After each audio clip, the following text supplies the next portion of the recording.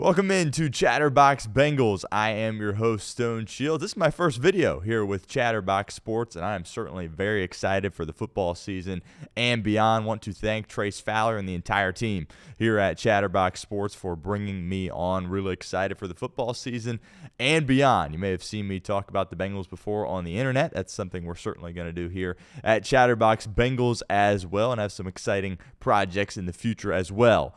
In the works, which we're not going to fully dive into here on today's show. But make sure you guys hit that subscribe button if you haven't done so already. That's youtube.com/chatterboxsports. Plenty of exciting stuff coming here at the channel, and I am certainly very thankful and grateful to be a part of it. All right, the Bengals, they play a game tomorrow. It is preseason game number 1 on the road in Philadelphia against the Philadelphia Eagles, and I would argue this probably is the most exciting preseason that I have been a part of in my entire life as a Bengals fan, right? Well, why is that the case? The boys are playing. Joe Burrow is going to be playing. Ja'Marr Chase, T. Higgins, all the starters are going to be playing. They're going to be playing a couple series in this first preseason game. Zac Taylor, of course, addressed the media yesterday at Paycor Stadium. That was kind of the big takeaway. He was confirming, hey, the guys are going to be out there and they are going to be playing a couple series. Now, he did make note, if a series goes super long, could it perhaps go into the second quarter? Maybe, but the plan really is the first quarter for all the starters, and that really is exciting. I think some Bengals fans, usually the preseason comes, you might tune in for the first few minutes, and then you kind of go on with the rest of your evening. But that's not really the case here in this preseason. And he also alluded that the preseason Week 2 game on the road against the Washington Commanders, they're going to be playing even more in that game. That's kind of going to be like the main, preview of Week 1, so to speak, as Joe Burrow probably is going to be playing for the entirety of the first half in that ball game. So really exciting stuff, and it all begins tomorrow on the road against the defending Super Bowl champions. All right, so on today's show, let's break down some key players that we're going to have an eye on in this football game, and really we can talk about a lot of starters here because, as I mentioned, the starters, of course, are playing in preseason Week 1 for the Cincinnati Bengals. Let's start with some injuries first here on today's show. Guys that aren't going to be playing for the Cincinnati Bengals in this football game. Amarius Mims, by the way, will be playing. We'll spend some time talking about him in a little bit, but B.J. Hill, he's not going to be playing, right? We saw him come into the mandatory stuff this offseason. He had a boot on one of his feet, and we were kind of like, oh, what happened there? We don't really have full details on that. He's been participating a little bit throughout training camp, but he's going to sit out here in Week 1. Cedric Johnson also is going to sit out, and I think Cedric Johnson could be ready to have a big year here in year 2, as he, of course, was a 6th-round pick out of Ole Miss last year. Didn't really play much, but I thought when he was out there, he really did good things. We're not going to see him in preseason game number 1. Not really sure what his injury status here is at this point, but he, of course, will have a big role for Cincinnati this year in year 2. Marco Wilson also not going to be playing.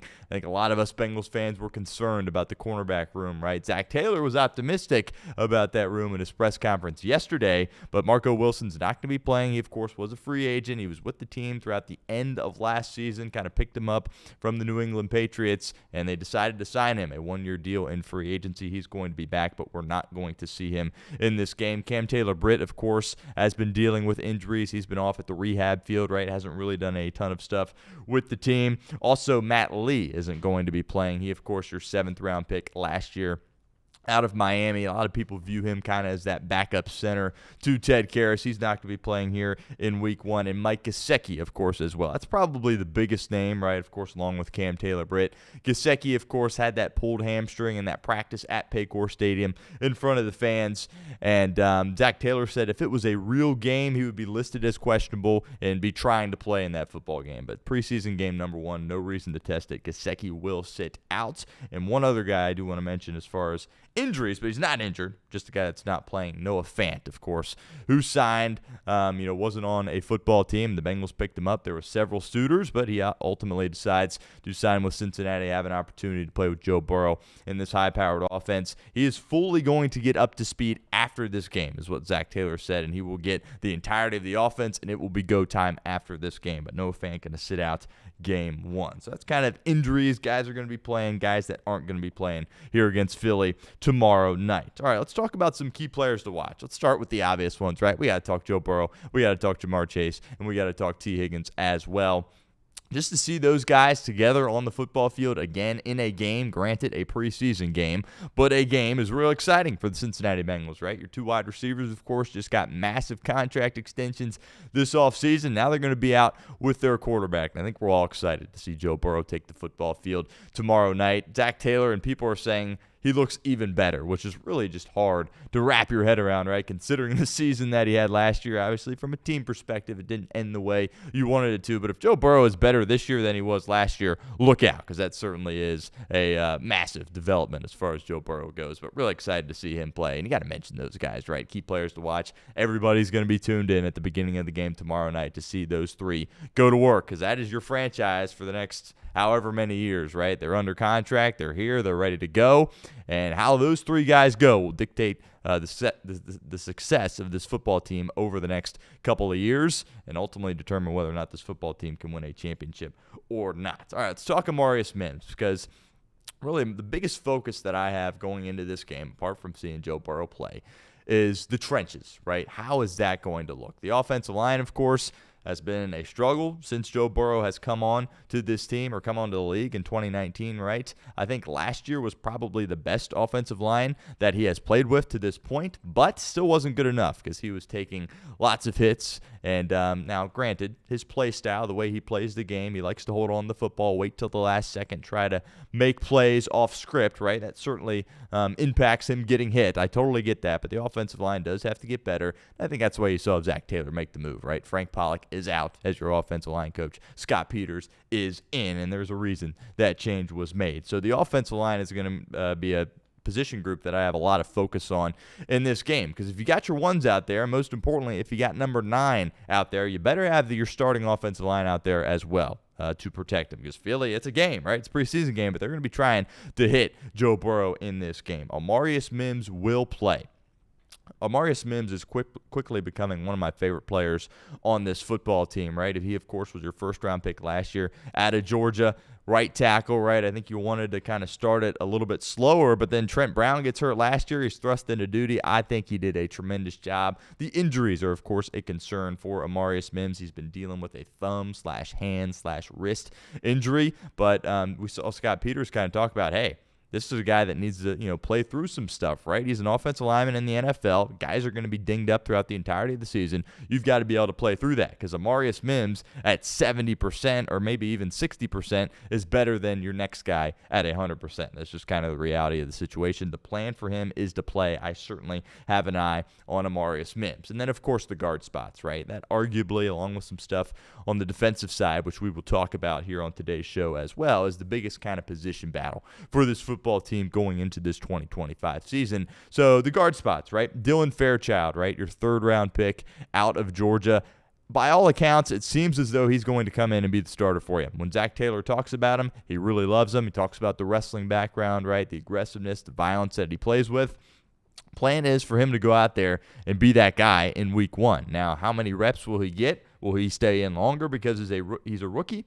We'll see. But I think this is our first chance to really watch Dylan Fairchild and kind of evaluate that position and see if it's better than what we got out of the left guard spot in the past with, of course, Cordell Volson. This is our first chance to watch Dylan Fairchild. I'm fired up about it. Certainly going to be looking at that left guard spot. Now, on the other side, the right guard spot, right? You brought in Lucas Patrick kind of late in free agency, right? That was really your big addition, quotation marks there, on the offensive line this offseason. He, of course, had the setback at the beginning of training camp, missed a couple of days, but he's back out there on the football field, and he's kind of in a competition here with Cody Ford. And, if you've listened to me talk about the Bengals in the past, Cody Ford's a guy where if he's your 6th offensive lineman, you feel really great about it because he's got that versatility to play on the inside, play on the outside as well. But if you're a guy that has to look at Cody Ford as a starter, I've got some real issues with that. But Cody Ford, by all accounts, seemingly having a good training camp. The Bengals seemingly are excited about him, and we'll see how that battle plays out at right guard. Do want to make note, Cordell Volson, who, of course, was your starting left guard for the past few years, he hasn't gotten any talk as far as that right guard spot. So it appears to be a 2-horse race between Lucas Patrick and Cody Ford on that side of the football. So really the trenches, the offensive line in particular, is an area where I've got a lot of focus in this game and really throughout the entirety of the preseason and the rest of training training camp as well. Do want to talk real quickly before we move on to the defensive side of the ball about Jalen Rivers. He was your draft pick, a rookie out of Miami. He too's got some versatility. Can play on the inside, can play on the outside. And a lot of people, when they talk about the Cincinnati Bengals, are worried about that tackle depth. I certainly am as well. You've got two great bookend starters in Amarius Mims and Orlando Brown Jr., but beyond that, right, it's the NFL. Guys get hurt. Those two guys both got hurt last year as well. How can you go out there and protect Joe Burrow from a tackle perspective if something ultimately happens to those guys? There's not a lot of answers there as far as the depth goes. And Jalen Rivers is a guy that's been asked to move around a lot. He's played left tackle. He's played right tackle. He's even bumped in to the interior a little bit as well. Really looking forward to watching him play because we're going to find out pretty early if he can be a salvageable backup should something happen to Amarius Mims and or Orlando Brown Jr. as well. So another rookie that's going to be asked to do a lot here for Cincinnati in 2025, and that's going to be the way this organization works over the next few years, right? You got Joe Burrow as your quarterback that's getting paid a ton of money. You got your two weapons, T. Higgins, Jamar Chase, getting paid a ton of money. Hopefully Trey Hendrickson's eventually getting paid a ton of money. Not going to talk about him too much on today's video, but we'll have plenty of Trey Hendrickson content in the coming days as well. But with paying all those guys, you're going to have to rely on rookies a lot going forward. Bengals certainly relying on their fair share of rookies here in 2025. All right, let's talk defense before we get out of here on today's show. Shemar Stewart, of course, the whole fiasco, his contract, whatever. He's here. He's ready to go. Really excited to see what Shemar Stewart can do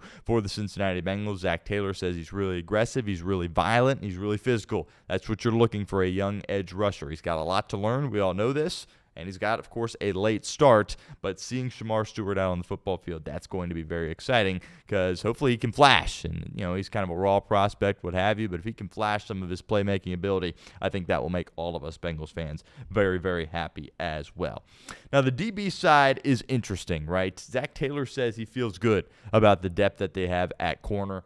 I don't know if I agree with him, to be completely honest with you. I think you've got some question marks. Dax Hill, they're going to continue to take it careful with Dax Hill, right? Dax Hill is your best corner on this football team. A lot of his work, I would say the majority of his work so far in training camp, has been at that slot spot. But he's a guy that they feel comfortable moving around, and you've got a lot of weaknesses throughout your secondary still. As I've talked about before on YouTube, Al Golden, right, is your real main switch for Cincinnati, right? You don't have a ton of personnel changes at the back end of your defense. Your change is, hey, we're bringing in Al Golden to call the shots. A lot of this is running it back with the same guys. Dax Hill was playing sensational before he suffered that torn ACL last season. Bengals are going to be leaning on him a lot, but they're going to continue to take it careful. And the priority, as Zac Taylor talked about yesterday for Dax Hill, is to make sure he is ready to go week 1 in Cleveland. That is going to be the focus. But what about the DBs beyond that, right? I think a lot of us are excited about what Josh Newton can bring. Certainly excited about watching Josh Newton tomorrow night as well, your 5th-round pick out of TCU last year, and he kind of got thrust into duty with injuries as well. That's something else Zac Taylor talked about at his press conference. Hey, it's DBs. You're going to be moving around. You're going to get nicked up. You're going to get hurt. You're going to miss snaps. You're going to miss games. You got to have depth at that position. It's going to be really interesting to see what kind of things look like beyond the so-called starters for Cincinnati. DJ Turner, of course, another guy that we're going to have an eye on. He started out training camp really, really rough.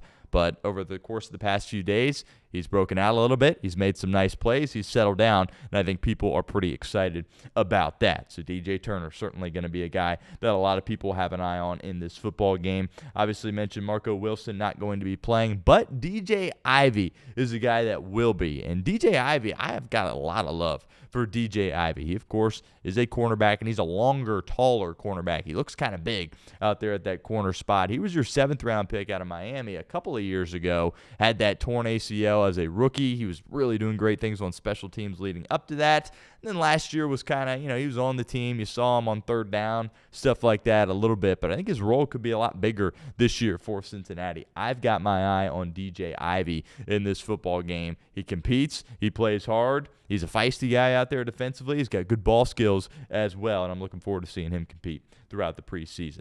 Nate Brooks, another guy that's kind of a veteran guy. He was on your practice squad last year. He's going to get a lot of reps in this game. Lance Robinson kind of fits that same bill, right? Another guy, veteran, been around the block lock, been on your practice squad, he's going to get an opportunity as well. And then the lone UDFA you have at that corner spot, Braylon Lux. Excited to see what he can bring to the table. A guy that nobody is talking about. And, not to say that people should be talking about Braylon Lux, but certainly a guy that's going to get a lot of playing time here in this football game. So there you have it, some key players to watch here at Chatterbox Bengals. Really excited. The season is upon us. Obviously got 3 preseason games, and then it's go time, week 1 against Cleveland, and that certainly is very, very exciting. We will have a live show here at the channel tomorrow night, so make sure you stick around for that. After the Bengals game, we will have a post-game show live here on the channel. So once again, hit that sub button, youtube.com/chatterboxsports. We will have you covered throughout the entirety of this Bengals season,